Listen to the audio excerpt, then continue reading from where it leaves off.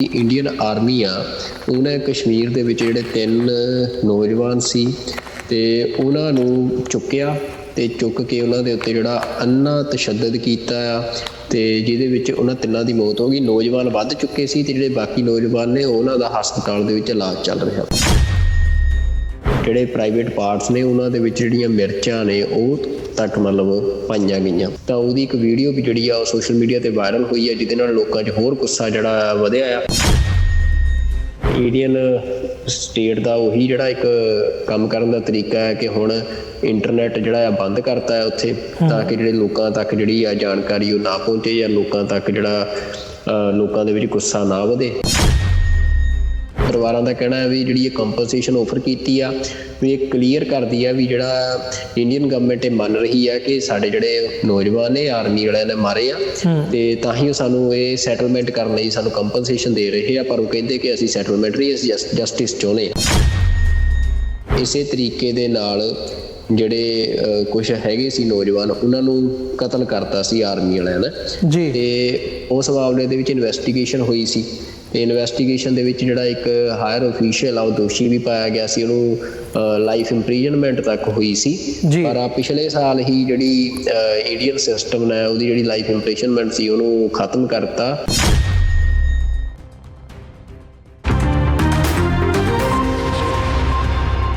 ਇੱਕ ਵਾਰ ਤੁਹਾਡਾ ਸਾਰਿਆਂ ਦਾ ਸਵਾਗਤ ਹੈ। ਗੱਲਬਾਤ ਨੂੰ ਅੱਗੇ ਤੋਰਦੇ ਹਾਂ ਸੁਖਵਿੰਦਰ ਸਿੰਘ ਜੀ। ਹੁਣ ਅਸੀਂ ਗੱਲ ਕਰੀਏ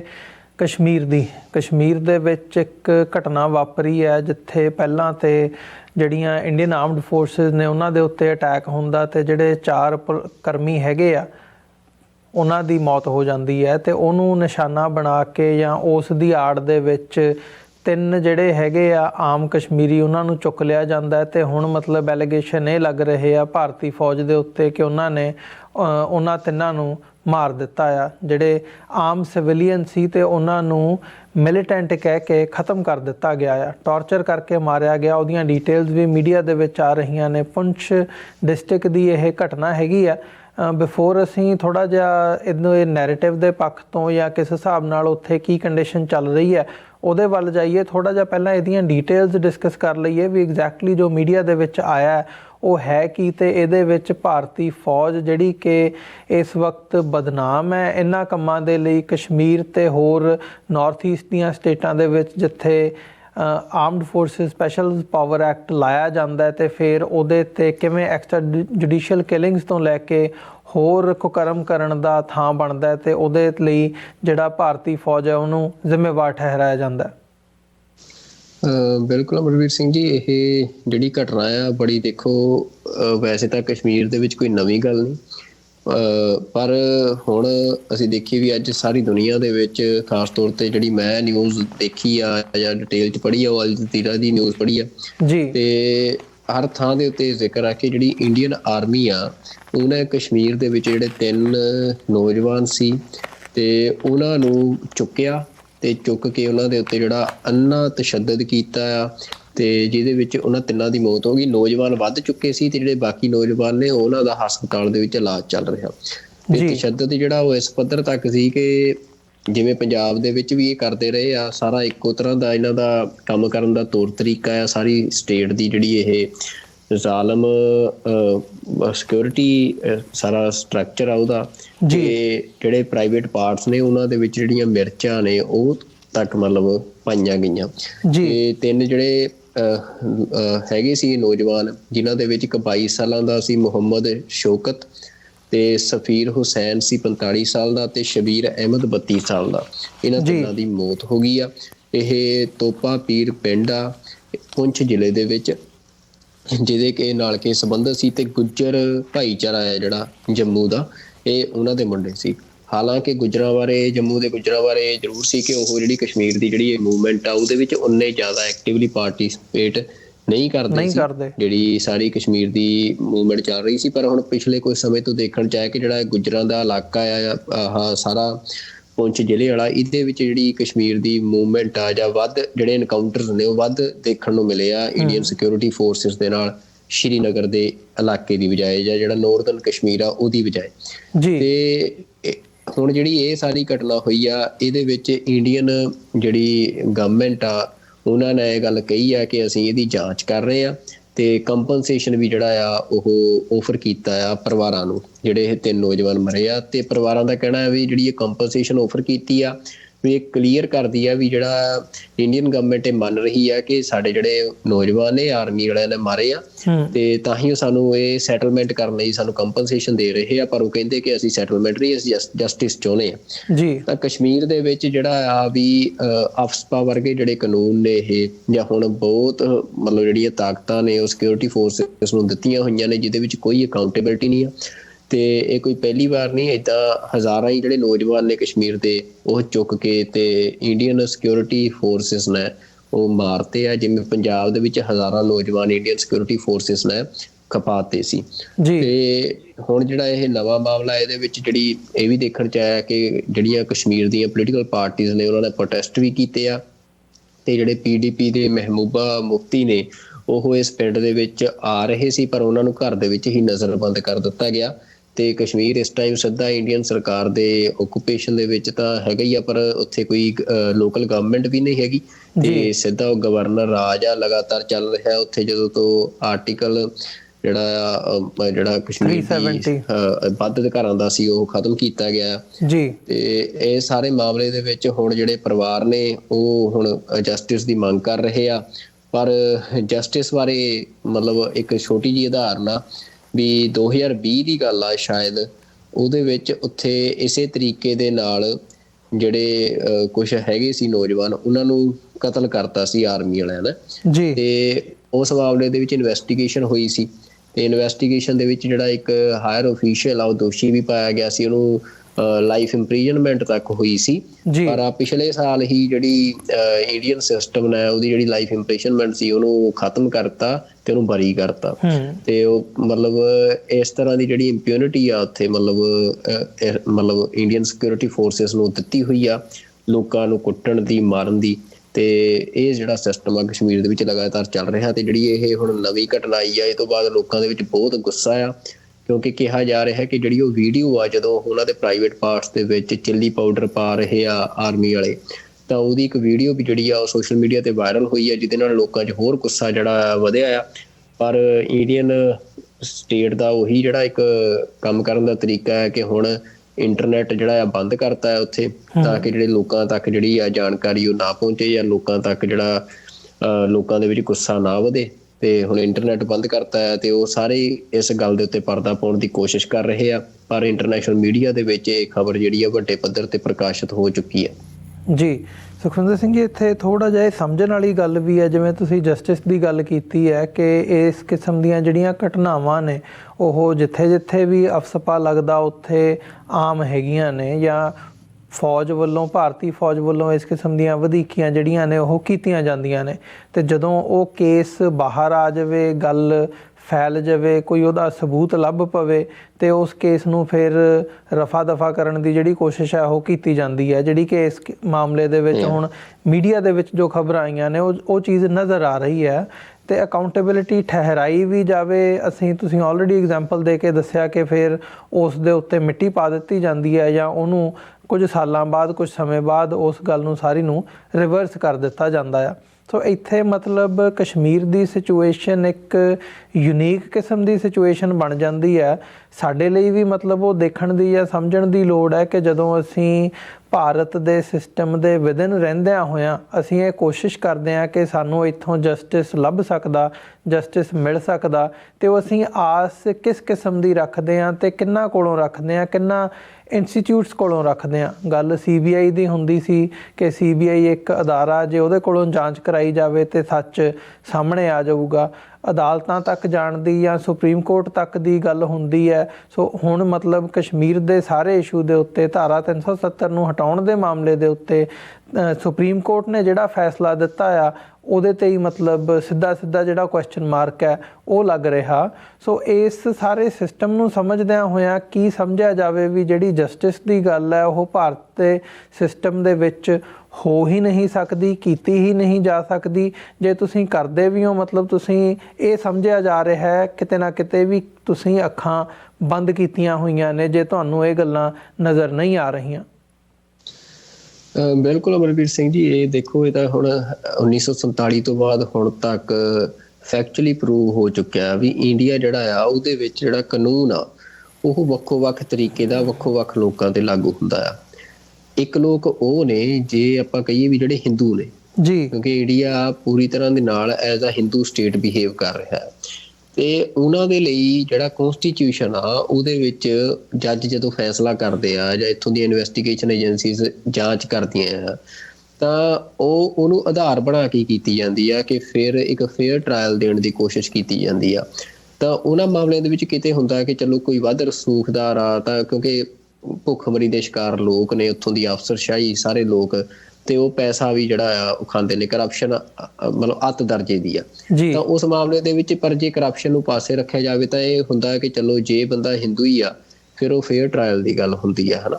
ਤੇ ਜੇ ਉਹਦੇ ਵਿੱਚ ਫਿਰ ਇੱਕ ਬਣ ਗਈ ਆ ਜਾਂਦੀ ਆ ਵੀ ਜੇ ਹਿੰਦੂ ਦੇ ਵਿੱਚ ਉਹ ਕੋਈ ਨੀਵੀਂ ਜਾਤ ਦਾ ਆ, ਫਿਰ ਉਹਦੇ ਵਿੱਚ ਡੋਮੀਨੈਂਸ ਉੱਥੇ ਅਪਰ ਕਾਸਟ ਹਿੰਦੂ ਦੀ ਆ, ਤੇ ਉਹ ਉੱਥੋਂ ਮਤਲਬ ਜਿਹੜਾ ਆ ਇੱਕ ਦੂਜੇ ਨਜ਼ਰ ਦੇ ਨਾਲ ਜਿਹੜਾ ਬੰਦਾ ਆ, ਜਿਹੜੀ ਇੱਕ ਧਿਰ ਆ, ਉਹਨੂੰ ਦੇਖਣਾ ਸ਼ੁਰੂ ਕਰ ਦਿੱਤਾ ਜਾਂਦਾ ਆ।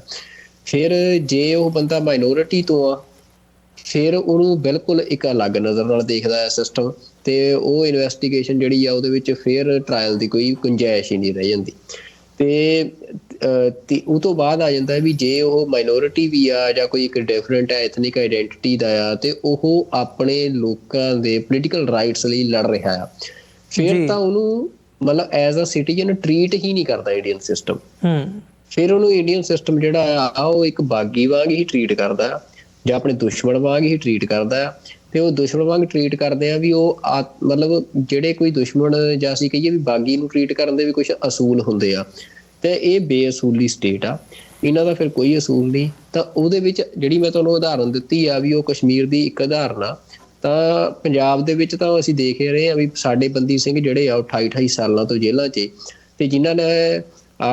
ਕਿਸ਼ੋਰੀ ਲਾਲ ਵਰਗੇ ਜਿਹੜੇ ਕਸਾਈ ਸੀ ਜਿਨ੍ਹਾਂ ਨੇ ਸਿੱਖਾਂ ਦਾ ਕਤਲੇਆਮ ਕੀਤਾ, ਤੇ ਉਹ ਕੁਝ ਸਾਲਾਂ ਦੇ ਬਾਅਦ ਉਹਨਾਂ ਨੂੰ ਜਿਹੜੀਆਂ ਉਮਰ ਕੈਦਾਂ ਨੇ ਉਹਨਾਂ ਦੀਆਂ ਉਹ ਬਰੀ ਵੀ ਹੋ ਗਏ, ਉਹ ਆਪਣੀਆਂ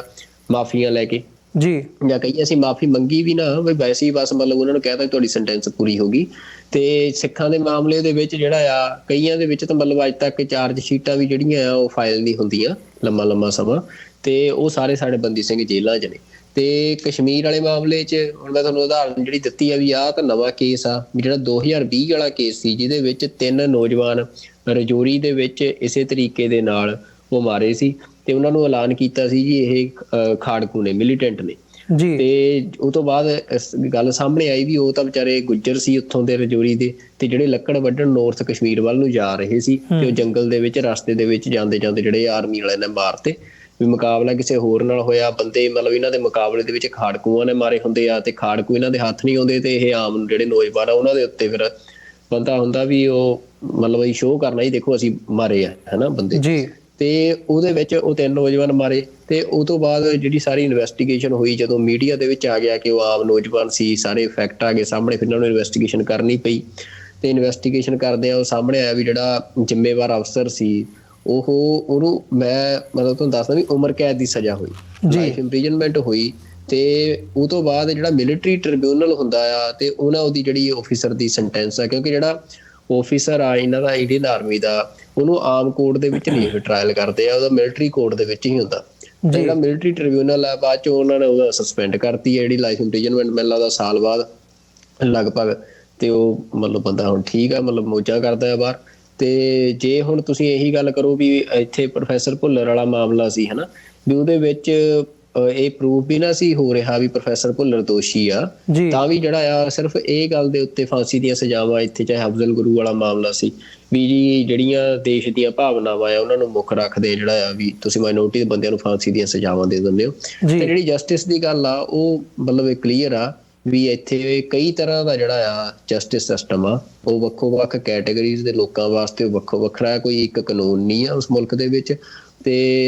ਜਿਹੜਾ ਕੋਈ ਆਪਣੇ ਪੋਲੀਟੀਕਲ ਰਾਈਟਸ ਦੇ ਲਈ ਕੋਈ ਵੱਖਰੀ ਆਈਡੈਂਟਿਟੀ ਰੱਖਣ ਵਾਲਾ ਜਿਹੜਾ ਬੰਦਾ ਆ, ਜਦੋਂ ਲੜਦਾ ਜਾਂ ਕੋਈ ਧਿਰ ਲੜਦੀ ਆ, ਤਾਂ ਉਹ ਕਲੀਅਰ ਕੱਟ ਆ ਵੀ ਇੰਡੀਅਨ ਸਿਰਫ ਪੋਲੀਟੀਕਲ ਸਿਸਟਮ ਨਹੀਂ ਬਲਕਿ ਸਮੇਤ ਜੁਡੀਸ਼ੀਅਲ ਸਿਸਟਮ, ਸਾਰਾ ਇਨਵੈਸਟੀਗੇਸ਼ਨ ਸਿਸਟਮ, ਸਾਰੇ ਉਹਨੂੰ ਆਪਣਾ ਸਿਟੀਜ਼ਨ ਨਹੀਂ ਮੰਨਦੇ, ਫਿਰ ਉਹਨੂੰ ਆਪਣਾ ਦੁਸ਼ਮਣ ਮੰਨ ਕੇ ਉਹਦੇ ਤੇ ਕਾਰਵਾਈ ਕਰਦੇ ਆ ਜੀ। ਬਿਲਕੁਲ ਇਹ ਗੱਲ ਸਮਝਣ ਵਾਲੀ ਹੈ। ਤੇ ਥੋੜਾ ਜਿਹਾ ਗੱਲ ਹੁਣ ਜਿਹੜਾ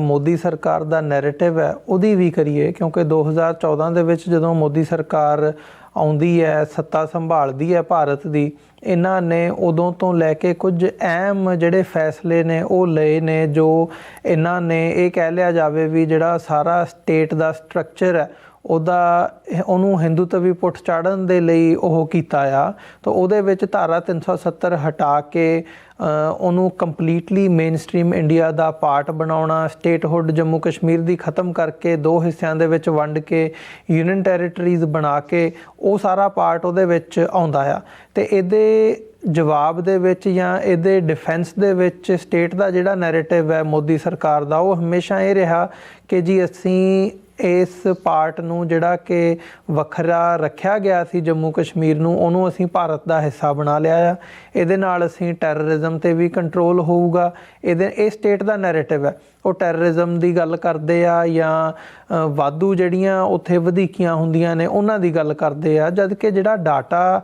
ਹੈਗਾ ਹੁਣ ਧਾਰਾ 370 ਖਤਮ ਕੀਤਿਆਂ ਨੂੰ ਕਿੰਨੇ ਸਾਲ ਹੋ ਗਏ ਆ, ਅੱਜ ਤੱਕ ਉੱਥੇ ਫ੍ਰੀ ਐਂਡ ਫੇਅਰ ਇਲੈਕਸ਼ਨਸ ਦੀ ਗੱਲ ਜਿਹੜੀ ਹੈ ਉਹ ਸਾਡੇ ਤੱਕ ਸਾਹਮਣੇ ਨਹੀਂ ਪਹੁੰਚੀ ਹੈਗੀ। ਜਿਹੜੀ ਗਰਾਊਂਡ ਰਿਐਲਿਟੀ ਹੈ ਉਹ ਕੁਝ ਹੋਰ ਦੱਸਦੀ ਹੈ। ਜਿਸ ਇਲਾਕੇ ਦੇ ਵਿੱਚ ਪੁੰਛ ਡਿਸਟ੍ਰਿਕਟ ਦੇ ਵਿੱਚ ਜਿਸ ਦੀ ਘਟਨਾ ਦਾ ਅਸੀਂ ਜ਼ਿਕਰ ਕਰ ਰਹੇ ਹਾਂ, ਜਿੱਥੇ 3 ਆਮ ਸਿਵਿਲੀਅਨ ਜਿਹੜੇ ਨੇ ਉਹ ਫੌਜ ਵੱਲੋਂ ਮਾਰ ਦਿੱਤੇ ਗਏ ਆ, ਇਸੇ ਡਿਸਟ੍ਰਿਕਟ ਦੇ ਵਿੱਚ ਪਿਛਲੇ ਸਾਲ 1.5 ਸਾਲ ਦੇ ਵਿੱਚ ਤਕਰੀਬਨ 34-35 ਜਿਹੜੇ ਆਰਮਡ ਫੋਰਸਿਸ ਪਰਸਨਲ ਹੈਗੇ ਆ ਉਹਨਾਂ ਦੀ ਮੌਤ ਦਰਜ ਕੀਤੀ ਗਈ ਹੈ ਇੱਕ ਡਿਸਟ੍ਰਿਕਟ ਦੇ ਵਿੱਚ। ਮਤਲਬ ਜਿਹੜੀ ਪ੍ਰਚਾਰ ਸਟੇਟ ਵੱਲੋਂ ਪ੍ਰਚਾਰਿਆ ਜਾ ਰਿਹਾ ਹੈ, ਜਿਹੜਾ ਇੱਕ ਪ੍ਰੋਪੇਗੈਂਡਾ ਕੀਤਾ ਜਾ ਰਿਹਾ ਹੈ, ਉਹ ਗਰਾਊਂਡ ਦੇ ਉੱਤੇ ਨਜ਼ਰ ਨਹੀਂ ਆ ਰਿਹਾ। ਫਿਰ ਕਸ਼ਮੀਰੀ ਪੰਡਤਾਂ ਦੀ ਗੱਲ ਹੋਵੇ ਵੀ ਅਸੀਂ ਕਸ਼ਮੀਰੀ ਪੰਡਤਾਂ ਨੂੰ ਵਾਪਸ ਲਿਜਾ ਕੇ ਉੱਥੇ ਵਸਾਉਣਾ ਆ, ਉਹ ਵੀ ਮਤਲਬ ਕਿਸ ਕਿਸਮ ਦੀ ਲਾਈਫ ਉਹਨਾਂ ਨੂੰ ਕਿਵੇਂ ਇੱਕ ਸਿਕਿਉਰਿਟੀ ਦਸਤੇ ਦੇ ਜਾਂ ਇੱਕ ਸਿਕਿਉਰਿਟੀ ਦੇ ਜਿਹੜਾ ਇੱਕ ਪੈਰੀਮੀਟਰ ਹੁੰਦਾ ਉਹਦੇ ਵਿੱਚ ਉਹਨਾਂ ਦੀ ਥਾਂ ਹੈਗੀ ਹੈ, ਤੇ ਕਈ ਉਹ ਘੁਲ ਮਿਲ ਪਾ ਰਹੇ ਨੇ ਜਾਂ ਰੀਅਲੀ ਉਹ ਉੱਥੇ ਵਸ ਰਹੇ ਨੇ, ਜਾਂ ਉਹ ਇੱਕ ਸਿਰਫ ਇੱਕ ਮਹਿਜ਼ ਜਿਹਨੂੰ ਕਹਿੰਦੇ ਆ ਵੀ ਦਿਖਾਵੇ ਦੇ ਲਈ ਕੀਤਾ ਜਾ ਰਿਹਾ ਕਿ ਅਸੀਂ ਇਸ ਕਿਸਮ ਦਾ ਕਰ ਰਹੇ ਹਾਂ ਇਹ ਪਾਰਟ। ਤੇ ਇਹਦੇ ਨਾਲ ਇਹ ਜਤਾਉਣ ਦੀ ਕੋਸ਼ਿਸ਼ ਕੀਤੀ ਜਾ ਰਹੀ ਹੈ ਕਿ ਜੰਮੂ ਕਸ਼ਮੀਰ ਦੇ ਵਿੱਚ ਜਿਹੜਾ ਸਿਚੁਏਸ਼ਨ ਹੈ ਉਹ ਕੰਪਲੀਟਲੀ ਨਾਰਮਲ ਹੋ ਰਹੀ ਹੈ ਤੇ ਹੋ ਜਾਵੇਗੀ ਆਉਣ ਵਾਲੇ ਸਮੇਂ ਦੇ ਵਿੱਚ। ਦੇਖੋ ਅਮਰਵੀਰ ਸਿੰਘ ਜੀ, ਜੰਮੂ ਕਸ਼ਮੀਰ ਦੁਨੀਆ ਦਾ ਉਹ ਖਿੱਤਾ ਆ ਜਿਹਨੂੰ ਅਸੀਂ ਕਹੀਏ ਵੀ ਜਿੱਥੇ ਸਭ ਤੋਂ ਵੱਧ ਕੰਸੋਲੀਡੇਸ਼ਨ ਆ ਕਿਸੇ ਵੀ ਮਤਲਬ ਆਰਮੀ ਦੀ ਕਿਸੇ ਇੱਕ ਖਿੱਤੇ ਦੇ ਵਿੱਚ ਦੇਖਣਾ ਹੋਵੇ ਤਾਂ ਉੱਥੇ ਮਤਲਬ ਇੰਡੀਆ ਜਦੋਂ ਤੋਂ ਉੱਥੇ ਇੰਡੀਆ ਦੀ ਓਕੂਪੇਸ਼ਨ ਹੋਈ ਆ ਤਾਂ ਲਗਾਤਾਰ ਆਰਮੀ ਦੇ ਨਾਲ ਫੋਰਸਫੁਲੀ ਕਸ਼ਮੀਰ ਨੂੰ ਆਪਣੇ ਨਾਲ ਜੋੜ ਕੇ ਰੱਖ ਰਿਹਾ ਹੈ। ਤੇ ਜਿਹੜੀ ਆਰਟੀਕਲ 370 ਦੀ ਐਬਰੋਗੇਸ਼ਨ ਹੋਈ ਆ ਉਹ ਤੋਂ ਬਾਅਦ ਇੰਡੀਆ ਨੇ ਐਸਟੈਬਲਿਸ਼ ਕਰਨ ਦੀ ਕੋਸ਼ਿਸ਼ ਕੀਤੀ ਕਿ ਜਿਹੜੇ ਮਤਲਬ ਕੁਛ ਇੱਦਾਂ ਦੇ ਸੈਪਰੇਟਿਸਟ ਤੱਤ ਹੈਗੇ ਸੀ ਅਸੀਂ ਉਹਨਾਂ ਨੂੰ ਕੰਟਰੋਲ ਕਰ ਲਿਆ ਤੇ ਹੁਣ ਜਿਹੜੀ ਉੱਥੇ ਜ਼ਿੰਦਗੀ ਆ ਆਮ ਹੋ ਰਹੀ ਆ। ਉਹਦੇ ਤੁਸੀਂ ਦੇਖ ਸਕਦੇ ਹੋ ਕਿ ਜਦੋਂ ਮਤਲਬ ਐਤਕੀ ਸਮਰਸ ਦੇ ਵਿੱਚ ਇੰਡੀਆ ਨੇ ਇਹ ਵੀ ਐਸਟੈਬਲਿਸ਼ ਕਰਨ ਦੀ ਕੋਸ਼ਿਸ਼ ਕੀਤੀ ਕਿ ਬਹੁਤ ਜ਼ਿਆਦਾ ਟੂਰਿਜ਼ਮ ਜਿਹੜਾ ਹੈ ਉੱਥੇ ਖੁੱਲ੍ਹ ਗਿਆ ਹੈ ਜਾਂ ਇਹ ਹੋਇਆ ਉਹ ਹੋਇਆ। ਤਾਂ ਜਿਹੜੀ ਗਰਾਊਂਡ ਸਿਚੁਏਸ਼ਨ ਆ ਉਹ ਇਹ ਆ ਕਿ ਤੁਸੀਂ ਜਿਵੇਂ ਗੱਲ ਕੀਤੀ ਕਿ ਰਜੌਰੀ ਵਾਲਾ ਉਹ ਇਲਾਕਾ, ਰਜੌਰੀ ਪੁੰਛ ਦਾ ਜਿਹੜਾ ਜੰਮੂ ਵਾਲਾ ਇਲਾਕਾ ਆ ਜਿੱਥੇ ਪਹਿਲਾਂ ਘੱਟ ਮਤਲਬ ਜਿਹੜੀ ਆ ਮਿਲੀਟੈਂਟ ਐਕਟੀਵਿਟੀ ਹੁੰਦੀ ਸੀ, ਉੱਥੇ ਵੀ ਮਿਲੀਟੈਂਟ ਐਕਟੀਵਿਟੀ ਵੱਧ ਗਈ ਆ। ਤੇ ਕਸ਼ਮੀਰ ਦੇ ਵਿੱਚ ਲਗਾਤਾਰ ਜਿਹੜੇ ਮੁਕਾਬਲੇ ਆ ਉਹ ਦੇਖਣ ਨੂੰ ਮਿਲਦਾ ਕਿ ਲਗਾਤਾਰ ਭਾਰਤੀ ਜਿਹੜੀਆਂ ਫੋਰਸਿਸ ਨੇ ਤੇ ਕਸ਼ਮੀਰੀ ਜਿਹੜੇ ਨੌਜਵਾਨ ਨੇ ਉਹਨਾਂ ਦੇ ਮੁਕਾਬਲੇ ਲਗਾਤਾਰ ਵੱਧ ਰਹੇ ਆ। ਹਾਂ ਇੰਨਾ ਜ਼ਰੂਰ ਆ ਵੀ ਆਰਟੀਕਲ 370 ਦੀ ਐਬਰੋਗੇਸ਼ਨ ਤੋਂ ਬਾਅਦ ਜਿਹੜੀ ਇੱਕ ਓਵਰਗਰਾਊਂਡ ਪੋਲਿਟਿਕਸ ਸੀ ਕਸ਼ਮੀਰ ਦੇ ਆਪਣੇ ਰਾਈਟਸ ਦੀ ਤਾਂ ਉਹਨੂੰ ਜ਼ਰੂਰ ਇੰਡੀਆ ਨੇ ਖਤਮ ਕਰਤਾ ਜੀ। ਮਤਲਬ ਉਹਦੇ ਵਿੱਚ ਜਿਹੜੀ ਉੱਥੇ PDP ਹੋਵੇ ਜਾਂ ਨੈਸ਼ਨਲ ਕਾਨਫਰੰਸ ਹੋਵੇ, ਜਿਹੜੀਆਂ ਪਾਰਟੀਜ਼ ਨੇ ਉਹਨਾਂ ਦੀ ਸਪੇਸ ਖਤਮ ਕਰਤੀ। ਤੇ ਮਤਲਬ ਜਿਹੜੀ ਇੱਕ ਥੋੜੀ ਜਿਹੀ ਸਪੇਸ ਕਸ਼ਮੀਰੀਆਂ ਨੂੰ ਮਿਲੀ ਵੀ ਹੋਈ ਸੀ ਵੀ ਜਿਹਦੇ ਵਿੱਚ ਉਹਨਾਂ ਨੂੰ ਲੱਗਦਾ ਸੀ ਕਿ ਚਲੋ ਸਾਡੀਆਂ ਆਪਣੀਆਂ ਪੋਲੀਟੀਕਲ ਪਾਰਟੀਜ਼ ਨੇ ਉਹਨਾਂ ਦੇ ਰਾਹੀਂ ਕੁਛ ਆਪਣੇ ਜਿਹੜੇ ਲੋਕਲ ਲੈਵਲ ਦੇ ਕੰਮ ਹੁੰਦੇ ਆ ਜਾਂ ਇੱਕ ਛੋਟੇ ਲੈਵਲ ਦੀ ਫਰੀਡਮ ਹੁੰਦੀ ਆ ਉਹ ਐਕਸਰਸਾਈਜ਼ ਕਰਨ ਦੀ ਗੱਲ ਹੁੰਦੀ ਆ, ਵੀ ਆਰਟੀਕਲ 370 ਤੋੜ ਕੇ ਤਾਂ ਉਹ ਵੀ ਖਤਮ ਕਰਤੀ ਜੀ। ਤੇ ਜਿਹੜੀ ਆਰਮਡ ਮੂਵਮੈਂਟ ਹੈ ਉਹ ਤਾਂ ਲਗਾਤਾਰ ਤੁਸੀਂ ਆ ਰਿਪੋਰਟ ਦਾ ਜ਼ਿਕਰ ਕੀਤਾ ਉਹ ਤਾਂ ਲਗਾਤਾਰ ਸਾਹਮਣੇ ਆ ਕਿ ਉਹ ਤਾਂ ਹੋ ਰਹੇ ਆ ਮੁਕਾਬਲੇ। ਤੇ ਜਿਹੜਾ ਤਸ਼ੱਦਦ ਆ ਜਿਵੇਂ ਅਸੀਂ ਆ ਕੇਸ ਦੀ ਗੱਲ ਕੀਤੀ ਹੈ 3 ਮੁੰਡੇ ਮਾਰਨ ਦੀ, ਜਿਹੜੇ 5-6 ਹੋਰ ਮੁੰਡਿਆਂ ਦੇ ਉੱਤੇ ਤਸ਼ੱਦਦ ਹੋਇਆ, ਉਹ ਤਾਂ ਉਵੇਂ ਹੀ ਚੱਲ ਰਿਹਾ ਜੀ। ਸਿਰਫ ਬਦਲਿਆ ਕੀ ਆ ਕਿ ਇੰਡੀਆ ਨੇ ਜਿਹੜੀ ਉੱਥੇ ਜਿਹੜਾ ਕਸ਼ਮੀਰੀਆਂ ਦਾ ਆਪਣਾ ਇੱਕ ਵਿਦਿਨ ਦਾ ਇੰਡੀਅਨ ਪੋਲੀਟੀਕਲ ਸਟਰਕਚਰ ਕਸ਼ਮੀਰ ਦਾ ਪੋਲੀਟੀਕਲ ਸੈਟਅਪ ਹੈਗਾ ਸੀ, ਉਹਨੂੰ ਖਤਮ ਕਰਤਾ ਵੀ PDP ਤੇ ਨੈਸ਼ਨਲ ਕਾਨਫਰੰਸ ਵਰਗੀਆਂ ਪਾਰਟੀਆਂ ਦੀ ਵੀ ਸਪੇਸ ਨਹੀਂ ਬਚੀ। ਹੁਣ ਇਹ ਆ ਵੀ ਇੰਡੀਆ ਦਾ ਜਿਹੜਾ ਇਹ ਐਕਟ ਆ, ਇਹ ਦੁਨੀਆ ਨੂੰ ਇਹ ਤਾਂ ਦਿਖਾ ਸਕਦਾ, ਇੱਕ ਝੂਠਾ ਨੈਰੇਟਿਵ ਸਿਰਜ ਸਕਦਾ ਵੀ ਉੱਥੇ ਸਾਰਾ ਕੁਝ ਸ਼ਾਂਤ ਆ, ਆਮ ਆ। ਪਰ ਉਹ ਆਮ ਸ਼ਾਂਤ ਕਿਉਂ ਆ? ਵੀ ਹੁਣ ਜਿਹੜੀ ਓਵਰਗਰਾਊਂਡ ਪੋਲੀਟੀਕਲ ਮੁਜ਼ਾਹਰੇ ਹੁੰਦੇ ਸੀ ਉਹ ਖਤਮ ਹੋ ਗਏ ਆ ਜੀ। ਮਤਲਬ ਇਹ ਗੱਲ ਬੜੀ ਸਮਝਣ ਵਾਲੀ ਆ ਵੀ ਲੋਕ ਜਿਹੜੀਆਂ ਸਟ੍ਰਾਈਕਸ ਕਰਦੇ ਸੀ ਜਾਂ ਪੱਥਰਬਾਜ਼ੀ ਹੁੰਦੀ ਸੀ ਨਾ, ਓਵਰਗਰਾਊਂਡ ਪੋਲੀਟੀਕਲ ਐਕਟੀਵਿਟੀ ਸੀ। ਉਹਦੇ ਵਿੱਚ ਪੱਥਰਬਾਜ਼ੀ ਤਾਂ ਆਮ ਅਸੀਂ ਦੇਖਦੇ ਹਾਂ ਵੀ ਜਦੋਂ ਧਰਨੇ ਮੁਜ਼ਾਹਰੇ ਇੱਥੇ ਟੀਚਰਸ ਦੇ ਹੁੰਦੇ ਆ ਜਾਂ ਉਹ ਹੁੰਦੇ ਆ, ਉਹਨਾਂ 'ਚ ਵੀ ਹੋ ਜਾਂਦੀ ਆ, ਤਾਂ ਉਹ ਕੋਈ ਮਿਲੀਟੈਂਟ ਐਕਟੀਵਿਟੀ ਨਹੀਂ ਹੈਗੀ। ਤਾਂ ਉਹ ਜਿਹੜੀ ਹੁੰਦੀ ਸੀ ਧਾਰਾ 370 ਖਤਮ ਕਰਨ ਤੋਂ ਬਾਅਦ ਉਹ ਬਿਲਕੁਲ ਖਤਮ ਹੋ ਗਈ। ਤਾਂ ਹੁਣ ਉੱਥੋਂ ਦੀ ਜਿਹੜੀ ਪੋਲੀਟੀਕਲ ਮੂਵਮੈਂਟ ਆ, ਜਿਹੜੀ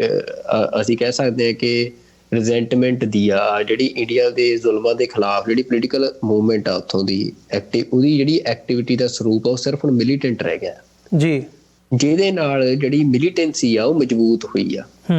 ਇਹ ਹੋ ਸਕਦਾ ਵੀ ਉਹ ਹਜੇ ਪ੍ਰਤੱਖ ਰੂਪ ਦੇ ਵਿੱਚ ਸਾਹਮਣੇ ਨਾ ਆ ਰਹੀ ਹੋਵੇ, ਪਰ ਲੋਕਾਂ ਦੇ ਲਈ ਜਦੋਂ ਤੁਸੀਂ ਬਾਕੀ ਸਾਰੇ ਹੋਰ ਰਾਹ ਬੰਦ ਕਰਤੇ ਆ ਆਪਣਾ ਗੁੱਸਾ ਕੱਢਣ ਦੇ, ਤਾਂ ਹੁਣ ਲੋਕਾਂ ਦੇ ਕੋਲ ਜਿਹੜੇ ਉੱਥੋਂ ਦਾ ਨੌਜਵਾਨ ਆ ਉਹਨੂੰ ਫਿਰ ਇੱਕੋ ਰਾਹ ਰਹਿ ਗਿਆ ਵੀ ਹਥਿਆਰ ਚੁੱਕਣ ਦਾ ਹੀ। ਤੇ ਇਹ ਗੱਲ ਅਸੀਂ ਦੇਖ ਰਹੇ ਹਾਂ ਵੀ ਜਿਹੜਾ ਪੁੰਛ ਵਾਲਾ ਜਿਹੜਾ ਇੱਧਰਲਾ ਇਲਾਕਾ ਸੀ, ਮਤਲਬ ਕਿਉਂਕਿ ਇੱਕ ਰਿਪੋਰਟ ਛਪੀ ਅੱਜ ਇੰਡੀਅਨ ਐਕਸਪ੍ਰੈਸ ਦੇ ਵਿੱਚ ਜਿਹਦਾ ਟਾਈਟਲ ਆ ਕਿ why terrorist activity has shifted from Kashmir to Poonch Rajouri. ਤਾਂ ਉਹਦੇ ਵਿੱਚ ਉਹ ਐਨਾਲਿਸਿਸ ਕਰਦੇ ਆ, ਇਹ ਗੱਲ ਕਹਿੰਦੇ ਆ ਕਿ ਜਿਹੜਾ ਕਸ਼ਮੀਰ ਆ, ਕਿਉਂਕਿ ਉੱਥੇ ਲਗਾਤਾਰ ਮਿਲੀਟੈਂਟ ਐਕਟੀਵਿਟੀ ਹੁੰਦੀ ਸੀ ਤੇ ਇੰਡੀਆ ਦੀ ਜਿਹੜੀ ਕਾਊਂਟਰ ਇੰਟੈਲੀਜੈਂਸ ਆ ਜਾਂ ਕਾਊਂਟਰ ਟੈਰਰਿਜ਼ਮ ਦਾ ਜਿੰਨਾ ਬੜਾ ਸਟਰਕਚਰ ਆ ਉਹ ਸਾਰਾ ਉੱਥੇ ਉਹਨਾਂ ਨੇ ਬਹੁਤ ਜ਼ਿਆਦਾ ਅੰਦਰ ਤੱਕ ਐਸਟੈਬਲਿਸ਼ ਕਰ ਲਿਆ ਹੋਇਆ। ਤਾਂ ਉਹਦੀ ਥਾਂ ਦੇ ਉੱਤੇ ਜਿਹੜੀ ਹੁਣ ਮਿਲੀਟੈਂਟ ਐਕਟੀਵਿਟੀ ਆ ਉਹ ਮਤਲਬ ਉਹ ਤਾਂ ਇੱਕ ਪਾਣੀ ਦੇ ਵਹਾਅ ਵਾਂਗ ਹੁੰਦੀ ਆ ਤੇ ਉਹ ਮੂਵ ਹੋ ਗਈ ਆ ਪੁੰਛ ਰਾਜੌਰੀ ਵੱਲ। ਪਰ ਇਹ ਆ ਵੀ ਉਹ ਖਤਮ ਨਹੀਂ ਹੋਈ ਬਲਕਿ ਉਹ ਸਟਰੋਂਗ ਹੋਈ ਆ। ਤਾਂ ਇੰਡੀਆ ਦਾ ਇੱਕ ਸਟੇਟ ਦੇ ਰੂਪ ਦੇ ਵਿੱਚ ਤਾਂ ਅਸੀਂ ਇਹ ਕਹਿ ਸਕਦੇ ਹਾਂ ਕਿ ਧਾਰਾ 370 ਤੋੜਨਾ ਇਹਨਾਂ ਕਸ਼ਮੀਰ ਦੀ ਮੂਵਮੈਂਟ ਨੂੰ ਖਤਮ ਨਹੀਂ ਕੀਤਾ, ਬਲਕਿ ਇੰਡੀਆ ਦਾ ਪੋਲੀਟੀਕਲ ਫੇਲੀਅਰ ਆ ਇਹ, ਜਿਹਦੇ ਕਿ ਜਿਹੜੇ ਰੈਪਰਕਸ਼ਨਸ ਨੇ ਜਾਂ ਜਿਹੜੇ ਇਫੈਕਟਸ ਨੇ ਉਹ ਸਾਨੂੰ ਜਿੱਦਾਂ ਜਿਹੜੀ ਗੱਲ ਹੁਣ ਅੱਜ ਐਸ ਜੈਸ਼ੰਕਰ ਦੀ ਦਾ ਅਸੀਂ ਜ਼ਿਕਰ ਕੀਤਾ, ਰੀਜਨਲ ਕਨਫਲਿਕਟਸ ਦੀ ਜਿਹੜੀ ਉਹ ਗੱਲ ਕਰ ਰਿਹਾ ਆ, ਤਾਂ ਇਹ ਹਜੇ ਅਗਲੇ ਸਾਲਾਂ ਦੇ ਵਿੱਚ ਜਿਹੜੀਆਂ ਵਿਰਲਾਂ ਬਣ ਰਹੀਆਂ ਆ ਸਾਰੀ ਜੀਓਪੋਲਿਟਿਕਸ ਦੇ ਵਿੱਚ ਇਸ ਖਿੱਤੇ ਦੇ ਵਿੱਚ, ਤਾਂ ਉਹਦੇ ਵਿੱਚ ਅਗਲੇ ਸਾਲਾਂ 'ਚ ਦੇਖਣ ਨੂੰ ਇਹਦੇ ਖਤਰਨਾਕ ਨਤੀਜੇ ਦੇਖਣ ਨੂੰ ਮਿਲ ਸਕਦੇ ਆ। ਨਹੀਂ ਬਿਲਕੁਲ, ਚਲੋ ਆਉਣ ਵਾਲੇ ਸਮੇਂ ਦੇ ਵਿੱਚ ਦੇਖਦੇ ਹਾਂ ਇਹ ਗੱਲ ਜਾਂਦੀ ਕਿੱਧਰ ਨੂੰ ਹੈ। ਸੋ ਅੱਜ ਇੱਥੇ ਅਸੀਂ ਇਸ ਸੈਗਮੈਂਟ ਦੇ ਵਿੱਚ ਛੋਟੇ ਜਿਹੇ ਕਮਰਸ਼ੀਅਲ ਬ੍ਰੇਕ ਦੇ ਲਈ ਰੁਕਦੇ ਹਾਂ। ਵਿਊਅਰਸ ਦੇ ਨਾਲ, ਸਾਡੇ ਦਰਸ਼ਕਾਂ ਦੇ ਨਾਲ ਮੁੜ ਵਿਚਾਰਾਂ ਦੀ ਸਾਂਝ ਪਾਵਾਂਗੇ ਇੱਕ ਛੋਟੇ ਜਿਹੇ ਬ੍ਰੇਕ ਤੋਂ ਬਾਅਦ।